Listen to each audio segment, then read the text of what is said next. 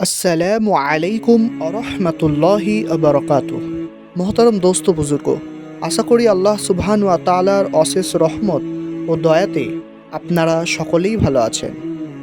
আজ রসুল্লাহ সাল্লাল্লাহু আলাইহি ওয়াসাল্লামের স্ত্রীদের নাম ও তাদের নামের অর্থ কী সেই সম্বন্ধে আমরা জানব ইনশাআল্লাহ। চলুন শুরু করা যাক।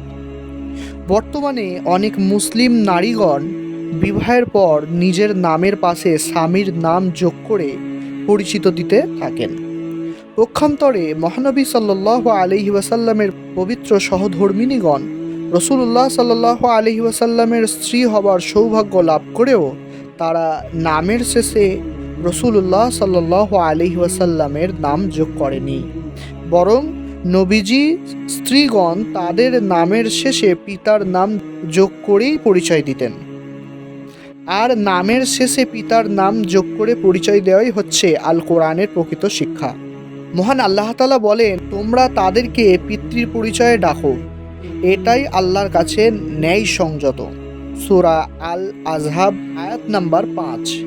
এই সম্পর্কে রাসূলুল্লাহ সাল্লাল্লাহু আলাইহি সাল্লাম বলেছেন, কিয়ামতের দিন তোমাদেরকে ডাকা হবে তোমাদের নামে এবং তোমাদের পিতার নামে। মুহাম্মদ সাল্লাল্লাহু আলাইহি ওয়াসাল্লামের স্ত্রীদের নামগুলি শুনে নেওয়া যাক।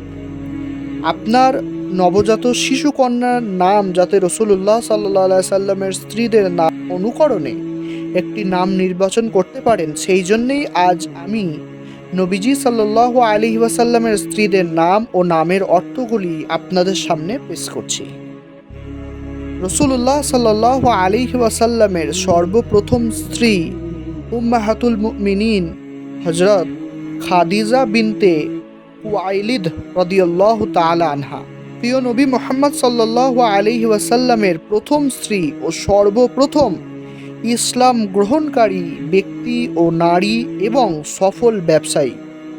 রাসূলুল্লাহ সাল্লাল্লাহু আলাইহি ওয়াসাল্লাম সর্বপ্রথম প্রিয় স্ত্রী খাদিজাকে ইসলাম গ্রহণের দাওয়াত দিয়েছিলেন এবং উম্মুল মুমিনিন হযরত খাদিজা বিনা প্রশ্নে নবীজির দাওয়াত কবুল করেছিলেন। পবিত্র চরিত্রের জন্য মা খাদিজা বিনতে খুয়াইলিদ ইসলাম গ্রহণের পূর্বেই তাহিরা উপাধি লাভ করেছিলেন, যার অর্থ পবিত্র। তিনি খাদিজাতুল কুবরা নামেও পরিচিত ছিলেন। দ্বিতীয় স্ত্রীর নাম হল সাউদা, যার নামের অর্থ হল খেজুরের গাছ। তার পরিপূর্ণ নাম হলেন সাউদা ইবনে জামা। তিনি প্রথমে আস-সাকরান ইবনে আমরকে বিয়ে করেন এবং তাদের ছেলে আব্দুর রহমান ইবনে সাকরান জালুলা যুদ্ধে নিহত হয়। প্রথম স্বামী আস-সাকরান ইবনে আমর মৃত্যুর পরে মুহাম্মদ সাল্লাল্লাহু আলাইহি ওয়াসাল্লাম সাউদা ইবনে জামাকে বিয়ে করেন এবং উম্মুল মুমিনিনের মর্যাদা লাভ করেন। 3 নম্বর স্ত্রীর নাম হলেন আয়েশা, যার অর্থ হলো জীবন্ত। আয়েশা ইবনে আবু বকর হলেন তার পুরো নাম। উম্মুল মুমিনিন মা আয়েশা সিদ্দিকা ছিলেন মুহাম্মদ সাল্লাল্লাহু আলাইহি ওয়াসাল্লামের তৃতীয় স্ত্রী ও প্রসিদ্ধ সাহাবী হযরত আবু বকর রাদিয়াল্লাহু তাআলা আনহুর মেয়ে। পিতা আবু বকর সিদ্দিক রাদিয়াল্লাহু তাআলা আনহু ছিলেন রাসূলুল্লাহ সাল্লাল্লাহু আলাইহি ওয়াসাল্লামের একজন বিশ্বস্ত সাহাবী ও সহচর ছিলেন। উম্মুল মুমিনিন মা আয়েশা সিদ্দিকা রাদিয়াল্লাহু তাআলা আনহা ইসলামের ঐতিহ্যগত ইতিহাসেও তার অবদান অনস্বীকার্য এবং অত্যন্ত গুরুত্বপূর্ণ। 4 নম্বর স্ত্রীর নাম হলো হাফসা, যার নামের অর্থ হলো একত্রিত। হাফসা ইবনে ওমর তার পুরো নাম। নবীজির স্ত্রী ও উম্মুল মুমিনিন মা হাফসা রাদিয়াল্লাহু তাআলা আনহা ছিলেন দ্বিতীয় খলিফা ও প্রসিদ্ধ সাহাবী হযরত ওমর ইবনুল খাত্তাব রাদিয়াল্লাহু তাআলা আনহুর মেয়ে। তিনি প্রথমে হুনাইস ইবনে হুযাইফাকে বিয়ে করেন এবং বিধবা হয়ে যায়। ইদ্দত শেষ হবার পর পিতা ওমর রাদিয়াল্লাহু তাআলা আনহু প্রথমে হযরত উসমান ইবনে আফফান ও পরে হযরত আবু বকর সিদ্দিক রাদিয়াল্লাহু তাআলা আনহুকে হাফসাকে বিয়ে করার প্রস্তাব দেন। এই 2 সাহাবী প্রস্তাব ফিরিয়ে দিলে তখন বাবা ওমর নবী করিম সাল্লাল্লাহু আলাইহি ওয়াসাল্লামকে বিয়ের প্রস্তাব দিলে মুহাম্মদ সাল্লাল্লাহু আলাইহি ওয়াসাল্লাম হাফসাকে বিয়ে করেন। 5 নম্বর স্ত্রীর নাম হলেন জয়নাব, যার নামের অর্থ হলো সুগন্ধি। তার পুরো নাম জয়নাব ইবনে খুজাইমা। তিনি আরবের সুলাইম গোত্রের মেয়ে।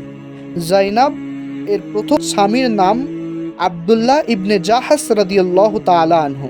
সাহাবী আবদুল্লাহ ইবনে জাহাস রাদিয়াল্লাহু তাআলা আনহু উহুদ যুদ্ধে শাহাদাত বরণ করলে প্রিয় নবী সাল্লাল্লাহু আলাইহি ওয়াসাল্লাম জয়নাব ইবনে খুজাইমাকে বিয়ের প্রস্তাব পাঠায়।